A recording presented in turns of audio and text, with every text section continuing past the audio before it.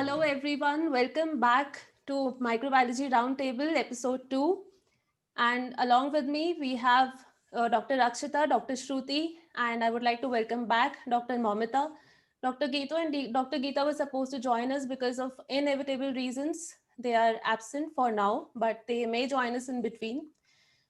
First of all, I would like to show a tremendous gratitude towards the response that we received for the first video. Thank you so much. And I would also like to clarify the motive of making this video. It's to raise questions, and some questions were raised that we tried to answer in our YouTube comment section. But we would like if more questions come our way, we will try our best to answer as authentically as possible. If we don't have any answers right there and right then, we promise that we will find them out for you and we will get back to you. Also, before I start this video, I would like to clear something about NABL. This is a national agency that accredits. That means it certifies a lab of as a good quality lab, and it basically supports consumer satisfaction. How? So NABL full form is National Accreditation Board for Clinical Testing Laboratories and Calibration. So if suppose you go to a lab that is accredited by NABL, that means it is approved by Government of India. The tests that are happening there, they are regularly checked, they are regularly audited. NABL sends their team of experts periodically. And also, even if I have my MD degree, I am not able to sign the reports in that particular lab unless I get the permission from that agency. So they test my competency of giving a authentic, good quality report. So I'm telling you all this because before anyone starts any testing, any lab starts any testing for COVID-19, they are they undergo a very thorough process of NABL accreditation. Only then they get the permission by government. So, Mamita, I have a very supportive system, a very huge support. My MD of my laboratory is ready to provide us with anything, whatever we want. I had a very experienced deputy quality and quality manager. My lab was already NABL. I am basically with a big chain of labs, and they're already NABL accredited. So everything was perfect. It felt like a dream team. Also, thanks to my alma mater, I had pretty nice experience in molecular diagnostics also. And we have every documentation set. Even after that, it sometimes becomes very overwhelming for us that we are about to start COVID-19 testing. So I would like to ask you, you had no such thing in your with your previous employers. Your lab was not NABL accredited because generally academic centers are not. So when you decided to start this COVID-19 testing, so what was your preparation? What came to your mind first? Because it is a lot of work. It is. Actually, when we came to know we have to start NABL testing, first thing was denial. We are not gonna, we don't need to. Second, okay, we have to now. Now it is panic. It was almost all gone mad. What to do, what not to do. Then finally, we all sat, our management, our seniors, and my co-workers, everyone sat down, explained the whole matter, ki how we have to go. We chalked follow. Definitely a rough one. Initially, when we chalked out the pathway, it seemed to be very straight. It's very straightforward, very easy to follow, but it was nothing like that. Anyway, our uh, our management was very helpful. Actually, I have to tell that management, whenever we asked anything, any machine, any PP, whatever it is, we got immediate support. Any training we wanted, the day I wanted training, next day training has been arranged. So those things I have to give credit to my previous college. But still, in a academic background, setting up a molecular lab is a huge job, especially when you don't have that much of expertise and that much of exposure to molecular technique, as these are the very new techniques and mostly research based technique. So it is not a regular testing, not a regular mechanism what we have to follow here. Basically, we have to establish a different, whole different new lab, that is virology lab or molecular lab, whatever you say. So first we had to chalk out a plan, and there we identified our manpower, fixed our manpower, mainly our teaching staff and the technician and the cleaning stuff. They are the base of the molecular lab. Then we can think about, then next in our list was infrastructure. We had to identify the space, we had to identify the area where we want to establish, because it is also not easy. Anywhere you cannot just fix a molecular lab. You have to have a biosafety cabinet, you have to have a proper cleaning and water supply, everything. And in a established medical college, there will not be enough space extra which is lying there around. So we had to shift our biochemistry lab totally. New infrastructure has been built. The biochemistry lab, new biochemistry lab has to be built. So after that lab was shifted, then we got our old biochemistry lab to modify into a new molecular lab. Then came training. I think there was a tedious 3-4 days training we had to go. We gone through in Nimhans. Thanks, thanks to Dr. Ravi, he has arranged our training like immediately. Whenever we wanted, actually next day only he asked us to come, and he has very patiently, he has shown us each and every step and each and every pitfall he has discussed. What came very handily later, it came very helpful later. So he has told that this can go wrong here. So we, when something went wrong, we remembered those things. So it was amazing training, and everything was hands on. So pipetting zero point 0.5 microliter, zero point 0.1 microliter is not easy. It's very tough, and it's very less volume to understand also that if you have missed something. I think you all know what I'm talking about. Those who have worked hands-on in the molecular lab, they will know what I'm talking about. Others have no idea, I guess. So that was the training part. Then infection control measures, that training also had to be extensive, because as we are dealing with a new virus like COVID-19, we had to go for from basic BMW management, PPE, donning, doffing, how to discard the PPE after use, all this training ekdam extensively. Then after all these things were ready, then we have applied for our accreditation, and that was a whole new ball game. And whenever we needed for NABL accreditation, any help, we have got it from Dr. Ravi. So it was the actually the day of accreditation. It went almost 6 hours, and it started from sample collection, and it ended in the RT-PCR report. Luckily, happily, our report came on the first go. It was successful. It was exact match with the enhanced results. So it was like a huge success for us. On the first go, it became okay. Uh, so that was the whole journey. Now, while talking, it feels okay. It was a huge thing, but while doing, we don't know what we are doing. We are just going through the process what we have to do. Right. So I would. Well, it's a nice experience. It was an amazing experience. Mhm. It has added a lot in my learning. In each one of us have learned a lot throughout the process.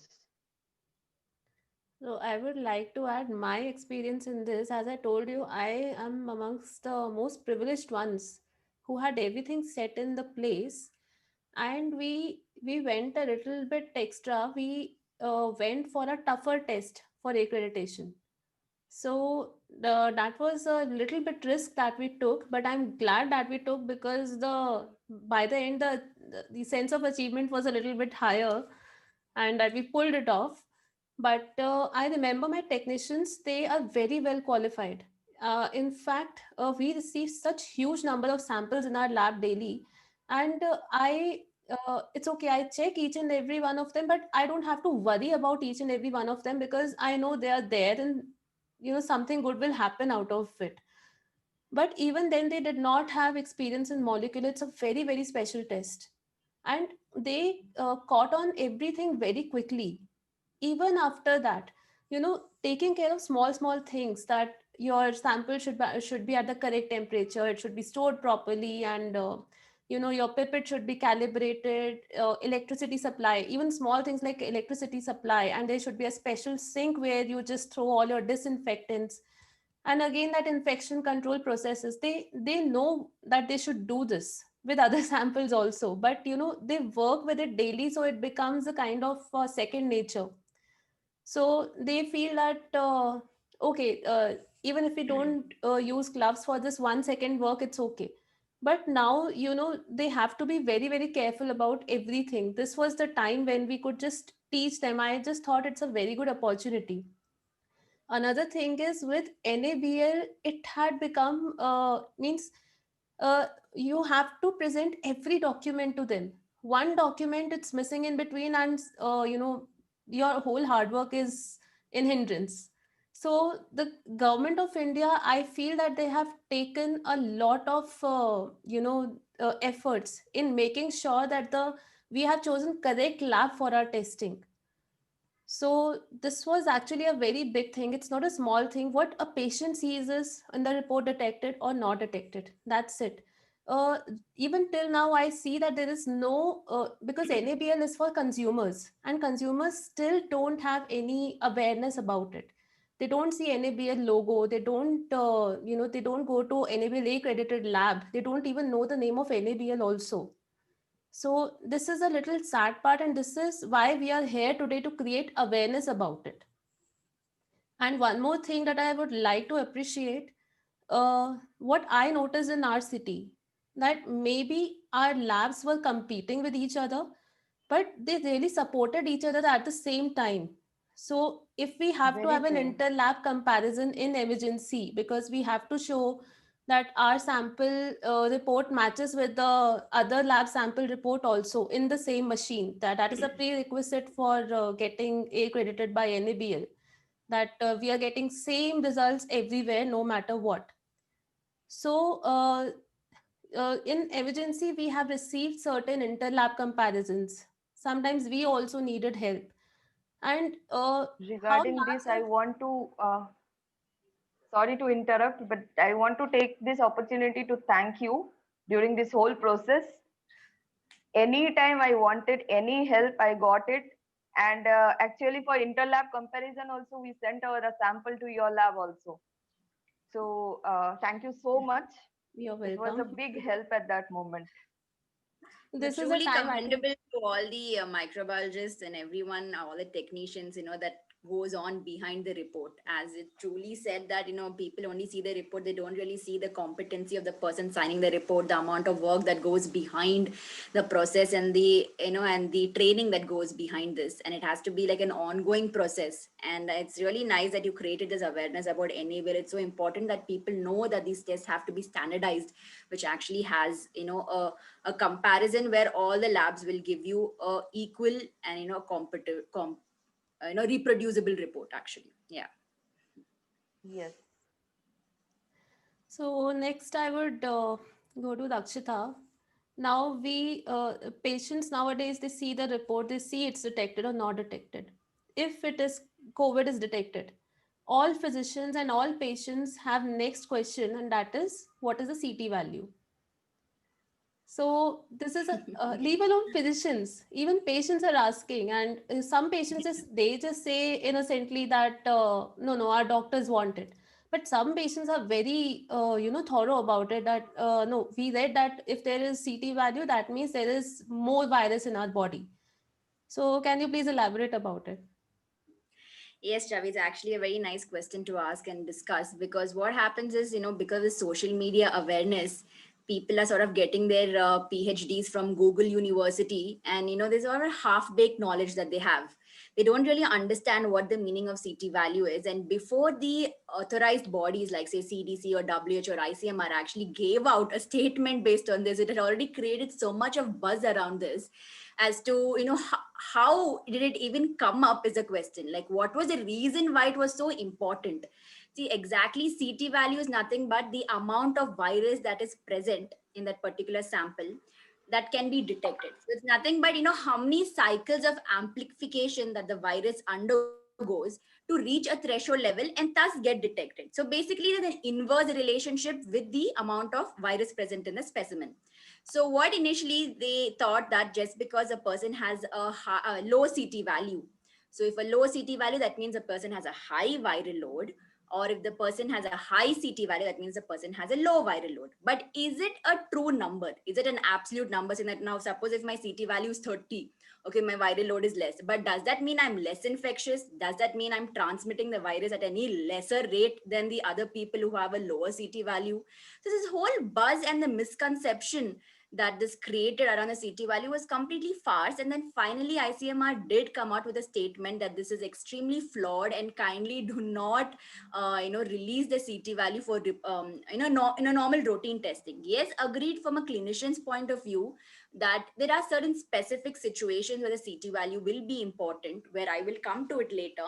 But I just want to state a few, clarifications based on this, that just because the value of a CT, or rather the CT value in a particular report is high, does not necessarily mean that your load of virus is less. It can also depend upon how the sample was collected and how it was transported to the reference lab or the testing lab. And also, it also depends upon which specimen you're collecting, whether you're collecting a specimen from your upper respiratory tract, that is basically a oropharyngeal or nasopharyngeal swab, or you're collecting a specimen from your lower respiratory tract, like your sputum or bowel, because that has a higher viral load compared to your upper respiratory tract secretion. So even based on the type of specimen that you're collecting can also differ on your CT value.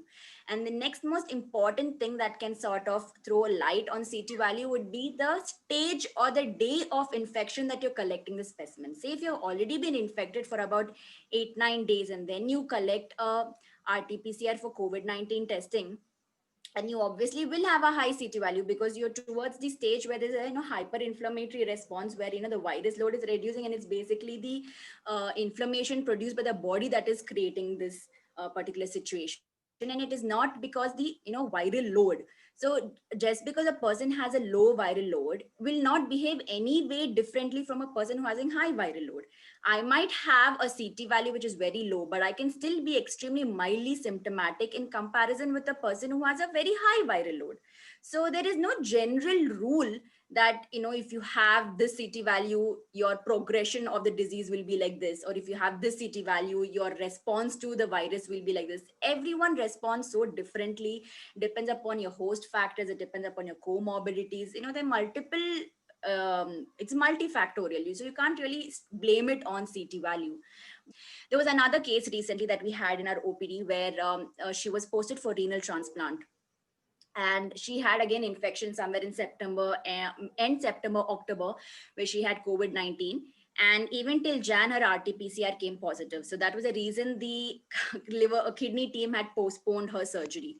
But again, just before surgery, as I think it's a mandatory from the anesthesiology department that an RT-PCR testing has to be done pre-operatively, her RT-PCR still came positive.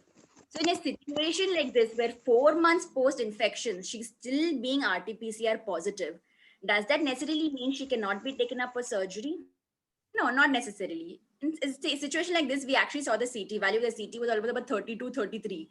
So this again states that this could probably just be the remnant nucleic acid present, where it's safe for her to go, and it's not viable because post about 10 days in a mild infection and post about 15-20 days in a very severe or immunocompromised person developing COVID-19 infection, the virus is not viable. There are studies which have proven and stated that they are not viable post these particular number of days post infection, and just the RT-PCR giving positive or negative cannot determine the viability of the virus. So people should understand this and be aware that repeat testing of RT-PCR is of absolutely no value. When you know that these many particular number of days have passed post the infection, you are safe enough to understand that this is no longer, you are no longer a risk for transmitting the infection. That is why, thankfully, I should say, WHO, CDC have all changed that rules where the discharging a patient from the hospital has to be done only when 2 consecutive RT-PCRs had to be done. Finally, after the study which shows that they're not viable and unnecessarily wasting the money of the patient as well as the load on the microbiologist, it is better to understand that just you having complete symptom free for 10 days from the first day of onset, it's suggestive that you are no longer infectious. And also, knowing the CT value is not going to give you any information based on risk stratification. You are positive or negative, you are mild, moderate, or severe, is based on how you respond, how your body is responding to virus. It has nothing to do with CT. Just because you have a high CT, does it mean that you will have any less infection control practices or policies that you follow in the hospital? No. Does it mean that you will not give the same treatment as a person with a low CT value? No, there's nothing. So this whole buzz about the CT value that was created was completely farce, I should say. And I strongly don't believe it, only in certain situations, case to case scenarios where you would probably need to just know when to end this constant monitoring in a particular patient. Say highly immunocompromised patients, yes, sometimes you would still want to look at it in case there are any reactivation, though very rarely reported in literature, yes, but there are a couple of cases where they've shown reactivation where suddenly 14 days post infection there is again a low CT value. So that happens in very rare cases. So I hope I've just made my point clear that CT value does not necessarily change your infection control practices, your treatment protocols, your pre-surgery testing also does not matter if your CT value is high or low. It only depends upon how many days have passed since your symptoms.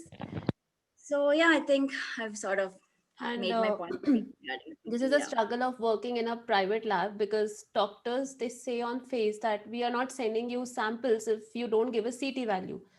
So Right. what we did eventually is, see, we did not want to give anyone wrong information or something that would be misleading in the future. So Correct. we write that CT value of the particular sample that you have provided us. So this is a viral load that of the sample that you have provided us. It doesn't tell you anything about the body because of intermittent shedding of the virus. See, this Correct. is Correct. not in blood that is uniform throughout your body. This is in your respiratory secretions. Correct. Secondly, what we did is we just gave that ICMR reference. They made it clear that it should not affect your clinical interpretation or any clinical treatment. And that's what we added Correct. in our report. But again, we were obligated to give CT values because of this, but at the same time, we explained this kind of concept.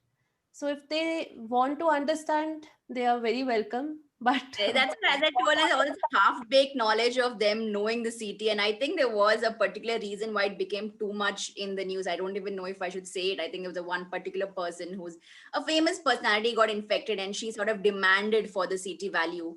And I don't think even she was also well read in knowing why, because her basic question was why she wanted the CT value was to know whether she could be home quarantined. I don't think that is the reason to decide whether you can be home quarantined or hospitalized. It basically depends upon your immunity status and your comorbid conditions. So I think after that was when this entire buzz of wanting. And also initially when the testing started, every day was a learning experience for clinicians as well as microbiologists. So I think we were just sort of stumbling on the board thinking, okay, we might get some extra knowledge, but finally we've understood that it has no extra benefit. okay, so Mamita, you were saying that it was a qualitative test. Yes, So it is a qualitative test. It is not a quantitative test. CT value does not give you viral load as it in HIV testing or some other viral diseases. May there is a importance of viral load.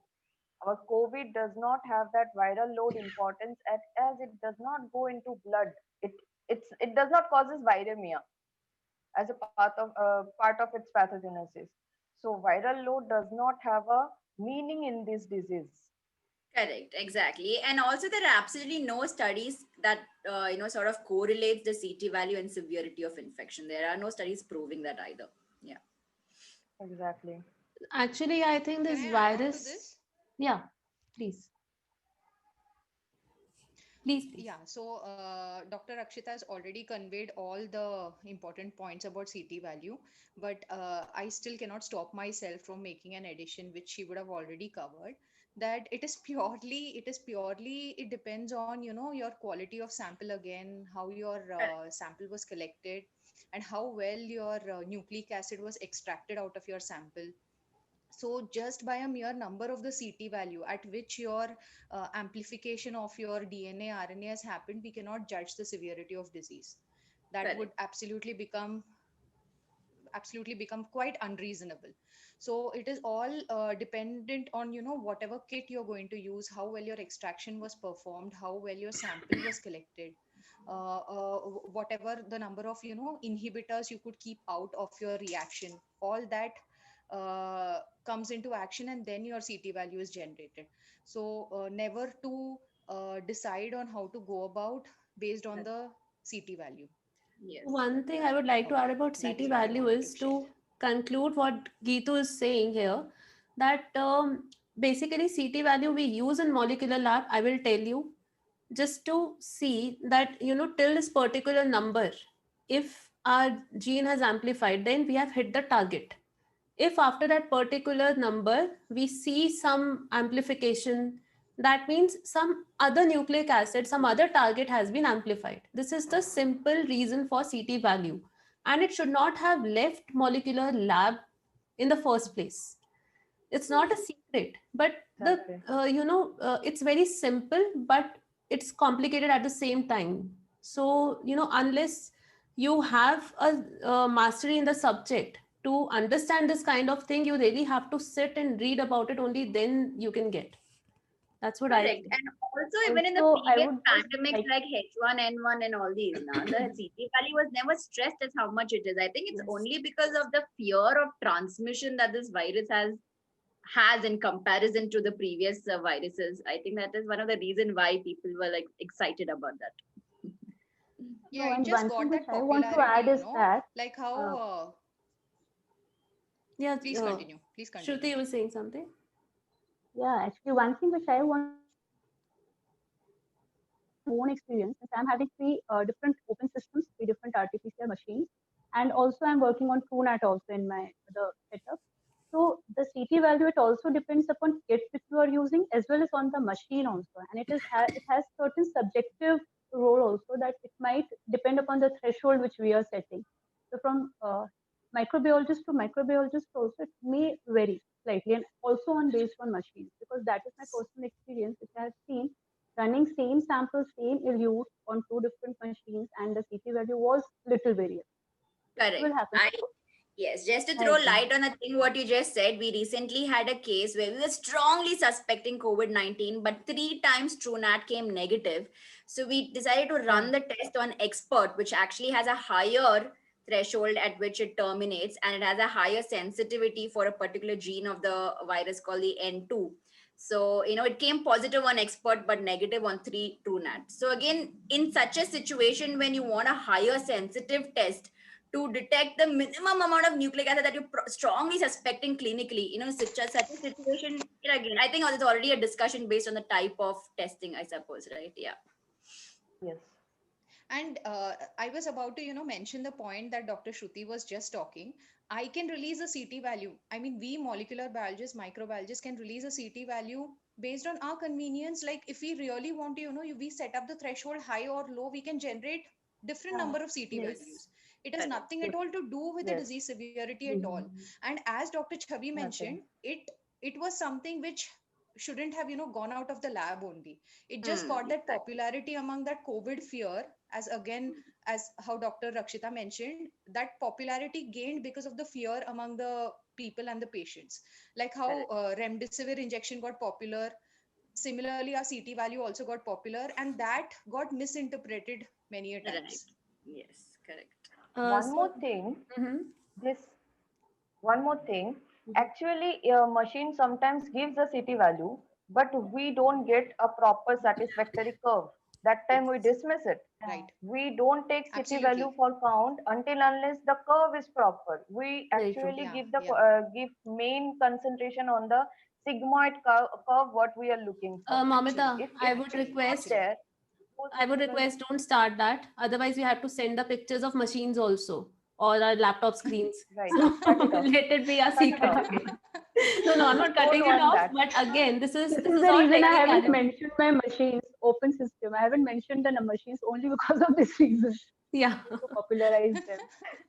So Okay, okay. next, I Cut would this off. like to go to Shruti. Yeah, I'm very sorry about that, but yeah, small things can spark a lot of That's true. yeah. That's true. That's So true. So, Shruti, there are a lot of systems in which we do RT-PCR. For patients, maybe physicians, it's just one machine and 3 rooms. That's it. But there are different kinds of PCR. One is open system, one is closed system. We know that closed system is considered as more sensitive. It is considered as even safer for the technicians. So when we asked, when doctors ask us that what are you doing, so we in our lab we are doing both TrueNAT and RT-PCR. So initially when we used to say TrueNAT, so why not RT-PCR? So our answer used to be that TrueNAT is safer for technicians, it's more sensitive. Now, how it will be beneficial for us?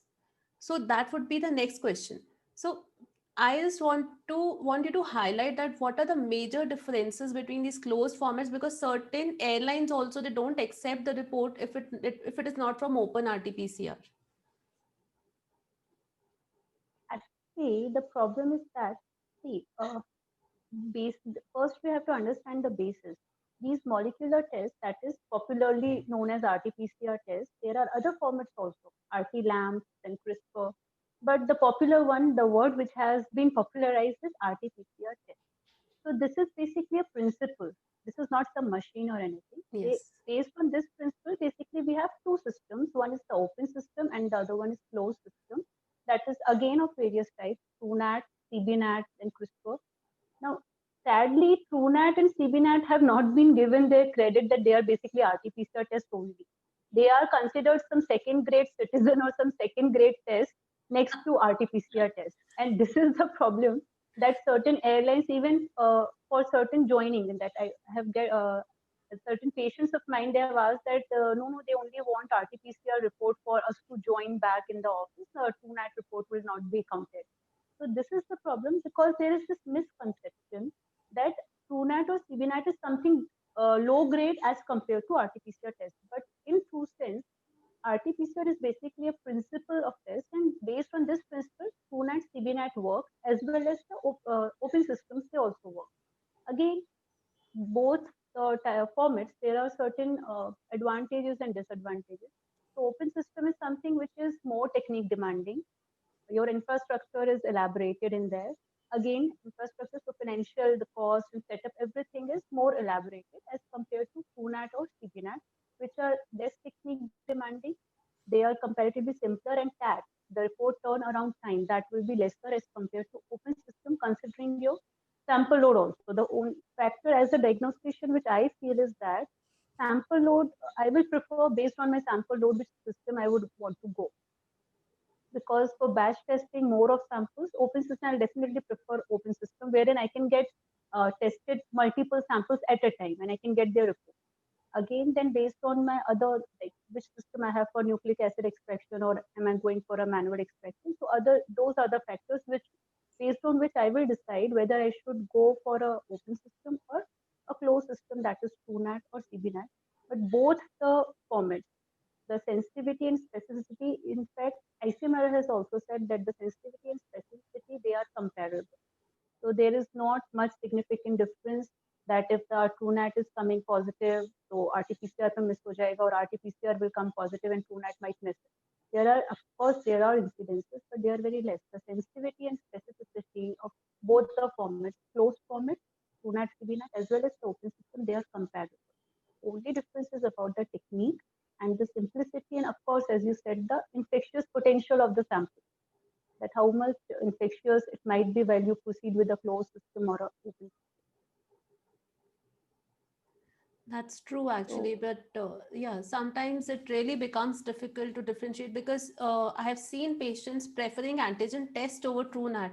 They don't ask so much about antigen test, maybe because it's convenient that within half an hour they come to know about the result. And if it The is reason, yeah, the reason is only that you get your report quickly. Just within half an hour or probably less than an hour, you will be knowing that whether you are positive or negative for the disease. But then they should understand that antigen test is basically a point of care test or a rapid antigen test. And it is only a screening test. So if it comes positive, fine, the patient is positive. But in case it is coming negative, you will have to go for a confirmatory test. That is your RT-PCR test. So those are small things that which decide which test is to be ordered, and then the time of total when the patient was exposed to that particular disease, the contact period, whether the symptoms are of less than 5 days duration or about on an average 1 week duration. So all these factors they altogether decide that which test is to be ordered and which would benefit the patient more in making out the diagnosis of the disease. and about antigen test, I would like to make it clear that is basically a protein that virus produces as a weapon to your body. And then antibodies come out as defense. So those weapons, they don't stay for very long in your body. So in initial stages of infection, you can get a positivity. But if it is negative, it does not mean that virus is not there. It's still there, but your antibodies, they are suppressing those antigens. That's why required antigens are not detected in the test. So Geetu, But this please, yeah, please, Geetu, please. Also, just to put a point to this now Uh-huh. regarding rapid antigen testing, that agreed when it comes positive, you are positive. But however, we have seen quite a few false positives as well, especially when people come from extremely low prevalent areas. The positive predictive value of the test almost falls below 50%, especially when the prevalence in that particular area is less than 10%. So this is one thing, because we sort of correlated a few of the RATs with the RT-PCR, where there was actually where it was positive with RAT and negative with RT-PCR. But because obviously RT-PCR is a highly sensitive test when compared to RAT. So in situation like this, how do you interpret when rapid antigen is positive? Agreed, negative, you still have a suspicion that the patient could still be, infected with COVID-19. But when it is positive also, you still have false positive. Where else do we go to? What else more tests do we have to do? True. Geetu, we have discussed it before also, but again, I would like to ask you, please tell us about the interpretation of test. I think last time I asked the same question to Momita, that if it is negative, what does it mean? If it is positive, what does it mean? Because till now, in leave alone anyone else in my family, like my relatives, I see that they see the negative report and then they, they rejoice, thank God and all that, and they become complacent. So please They arrange a teach my small family some party. lesson also here. Yeah, They arrange a small So, party because they have got RT-PCR yeah, negative. actually, and that that false negative report creates a kind of COVID spread even more. That is very dangerous and very scary. So, as we have already mentioned, all of us have already talked about it, the CT value. So, CT value can be, many a times deceiving. Geetu, you're stuck. Sometimes what happens are we haven't sampled properly. Okay, the sample isn't been taken properly. That time again you turn out to be, you don't have any nucleic acid. Matlab, you have not collected the virus only, so the nucleic acid is not detectable. That is why the PCR has come negative. But again we have to go back to the pre-test probability also.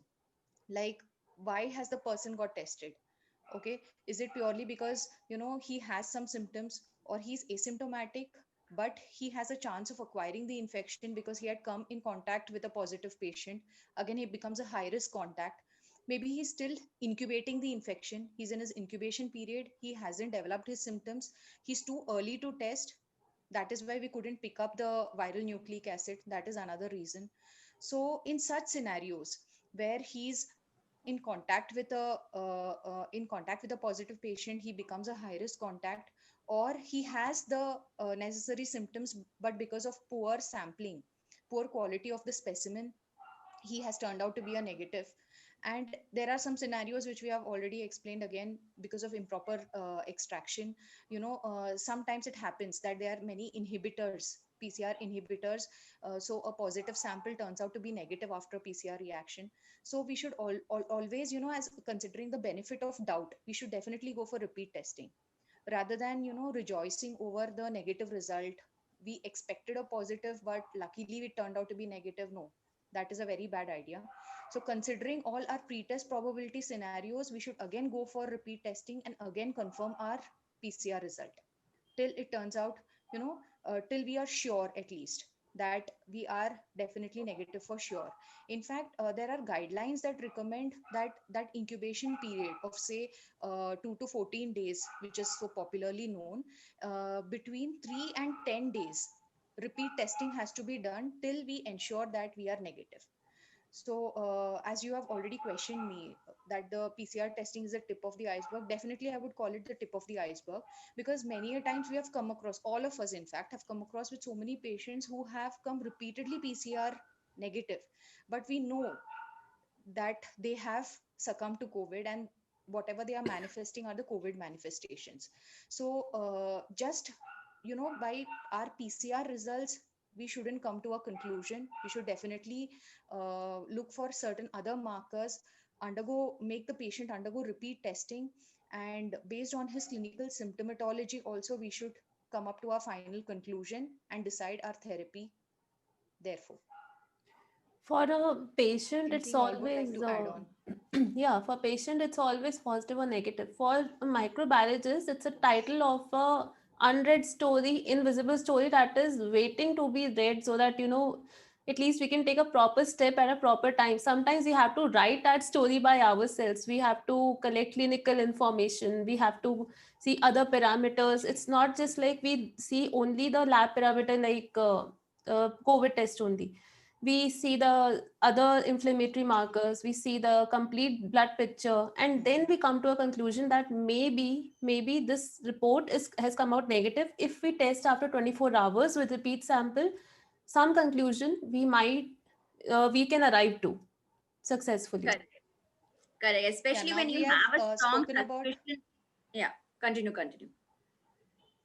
yeah, so now we have spoken about this scenario where the patient is expected to be positive and he turns out to be negative.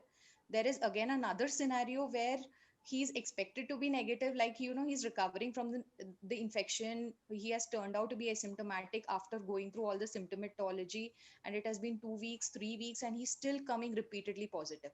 I think we have to discuss about that scenario again. First, let Rakshita complete, and then we will start on to that. No, you continue.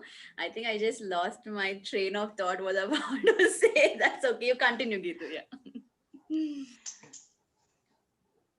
Okay, so the second scenario, I would definitely require all of you all to help me on this to explain this better.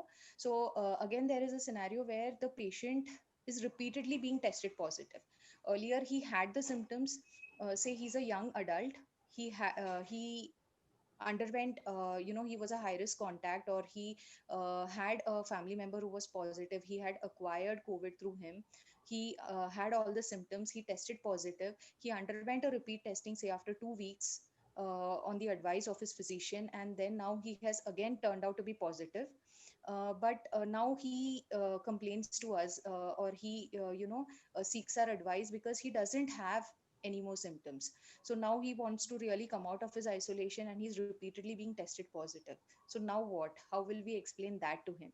I mean, I'm sure all of us would have faced that scenario.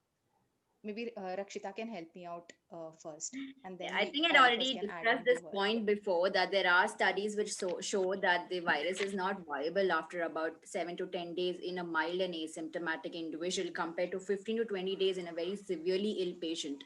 Also, CDC has clearly stated that you do not need to keep repeating the RT-PCR testing, especially if the patient is, asymptomatic for Right. almost 10 days. And for the last 24 hours, he has complete Absolutely. resolution of symptoms without any antipyretics. So that would be the end for his isolation protocol.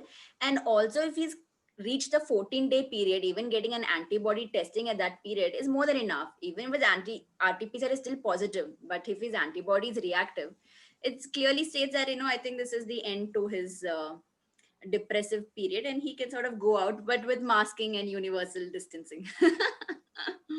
Yeah. Actually. That's true. And there's so many scenarios. Initially, it was becoming a question mark about what physicians used to say, that we are not going for RT-PCR, the sensitivity is only 70%. We are mainly going for radiological scans that give some CT score. This is a different CT score than cycle threshold that we were talking about earlier. So that CT scan score, and we will correlate with it, and then we will start a treatment. So we are not believing RT-PCR too much. See, the thing is, it's not about the sensitivity of RT-PCR is 70%. You just tell us that if we combine everything, all the lab parameters plus clinical presentation plus RT-PCR plus radiological findings, I'm sure we can come to 100% sensitivity, and not to mention our instincts also. So, and please don't forget, since because of COVID, which is a pandemic going on, of course, what has happened is uh, other viruses have been taken off the picture. So we are getting less H1N1 tests and less influenza B, which is also important at the same time, especially in Bangalore, where it is very much prevalent. I'm sure in Pune also we used to see a lot of cases. So I would like to Yes. emphasize that, please don't have a tunnel vision about it. Correct. Yes. I mean, at least till you rule out any other cause of viral infection, because the CT severity score or rather the radiological picture can sometimes resemble other viral pneumonias as well. So if you're strongly suspecting COVID, but that RT-PCR has come negative on multiple occasions, make sure that you rule out other viruses as well. Any which ways, whichever virus is there, the treatment protocol is not going to change. Apart from influenza, there is no other specific treatment for any other virus. It's basically to give us a peace of mind that yes, we have a name for this diagnosis. No, only for that at least. Yeah. Right. Mamata, you have to say something about it, about our diagnosis part. Diagnosis part, every point has been covered by every one of them. I just wanted to add one case we have discussed last time also, when Geetu ma'am was telling something like that. I remember that case again. That patient has been tested RT-PCR positive for last 2 months, and last May we have suggested him to get tested for antibody, and he has been reactive. Like he has been found to be reactive. So that means he is shedding that remnant of viruses, remnant of nucleic acids, which is not infectious, and he has developed the antibody. He has been in isolation for more than 2 months, which was maybe not necessary. So Yeah. yeah, that's why the basic concept has to be clear in everyone's mind, not to just believe not to just see what is written in black and white. You have to read it between the lines. You have to see your patient, and you have to judge the situation before taking a decision. Correct. You can't rely on only one test now. I mean, just depending upon RT-PCR or CT or say antibody, it has to be a combined approach and Yes, then correlate based on the findings and then decide, of course, based on clinical picture also. true. Then the outcome. Exactly. So Chalo. once we are about to finish this diagnostic challenge part, and at the outset, I would also like to thank the chain lab I'm associated with, Metropolis Healthcare, and Dr. Ravi Kumar and Dr. Vani Kumar, always, supporting us, always encouraging us to do more and more and pushing us, because personally I'm a very lazy person. I really need that kind of push. And yeah, so thank you so much, ma'am and sir, for always supporting and pushing me.